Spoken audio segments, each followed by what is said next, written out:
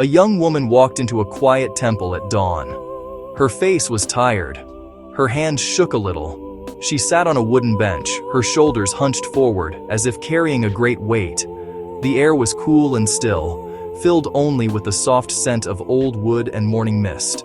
She looked around the empty hall, her eyes searching for something she could not name. A monk, who had been sitting in silent meditation, saw her. He smiled a gentle smile and nodded. He did not rush. He simply waited for her to feel ready. When she looked his way, he asked in a soft voice, "Why have you come?"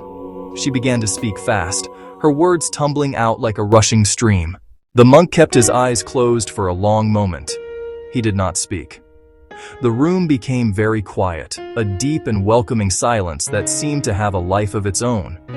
It was not an empty silence, but a full one, holding the space for whatever needed to be felt.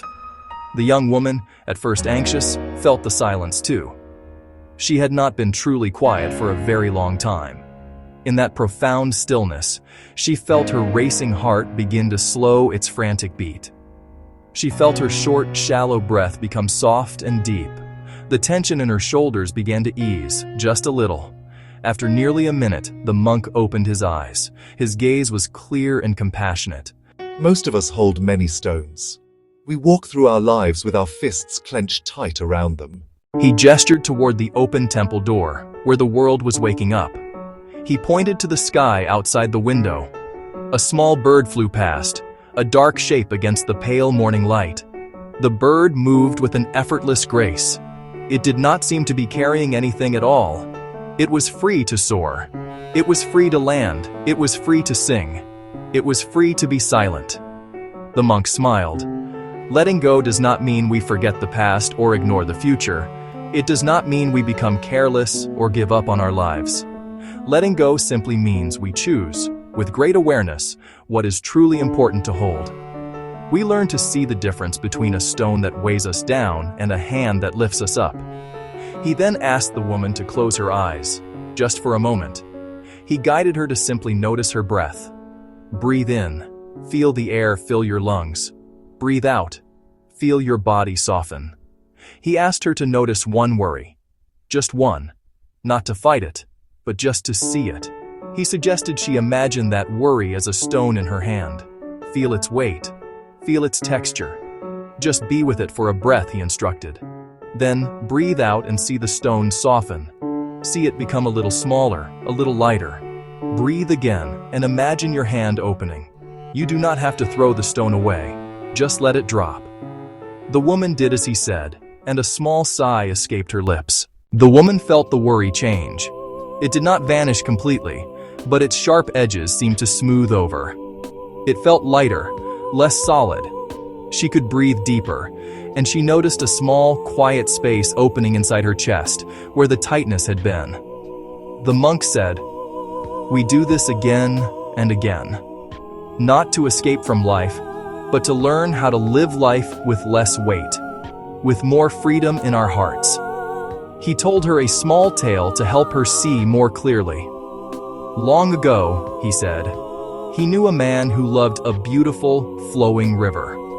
The man became obsessed with its pebbles, believing each one was a treasure. He would spend all his days gathering them, holding every pebble from the riverbed in his arms. But his arms were so full of stones that he could no longer see the beauty of the river itself. He could not feel the cool water on his skin or hear its gentle song. One day a child came by and asked, "Sir, why are you holding so many stones?" The man, for the first time, had no answer. He looked at the sparkling river he had ignored for so long and felt a deep sadness. Then, slowly, he let some stones go. He felt the water on his feet. He felt the sun warm his face. He smiled for the first time in a very long while. The monk looked at the young woman with great tenderness. We often keep things because we think they are ours to keep. We keep old pain because it feels familiar, a known companion in our loneliness. We keep rigid plans because we fear the emptiness of the unknown.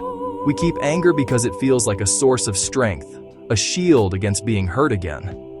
Each of these is a stone, he explained. Each one makes our hands heavy and our journey difficult. His voice was soft and careful, a safe space for her to listen without feeling judged or lectured. He was not telling her what to do, but showing her a different way to be. He then named 3 very common stones that many people hold without even realizing it. First, there is a stone called regret. This stone lives only in the past. It whispers, "If only I had done this." It whispers, "If only I had not done that." Second, there is a stone called fear. This stone lives in the future, a place that does not yet exist. It constantly asks, "What if this happens?" It asks, "What if that goes wrong?" Third, there is a stone called wanting. This stone lives in the present moment but is never satisfied with it. It always says, "I need more." It always says, "This is not enough." The monk gently asked the woman to look inside and see which of these 3 stones felt heaviest to her that day. She closed her eyes, and after a moment, she quietly chose regret. The monk nodded when she chose her stone. He did not ask for details about her regret. The story did not matter as much as the holding of it. He then offered her 3 small, simple acts to begin to lighten her load. These were not grand gestures, but tiny steps anyone could take, right here, right now. First, he began, is to notice. When a heavy thought or feeling of regret comes into your mind, simply notice it without judgment. You can name it gently in your mind. Say to yourself, this is the feeling of regret. Just by naming it, you create a little space between you and the feeling. You are no longer lost inside it. You are the one who is observing it. Second, he continued, is to breathe with the thought. Do not try to push it away or force it to leave. Instead, welcome it as you would a visitor. Take 3 slow, conscious breaths. As you breathe in, you can say, "I am breathing in, and I know regret is here." As you breathe out, you can say, "I am breathing out, and I am softening around this feeling." Feel your body as you breathe.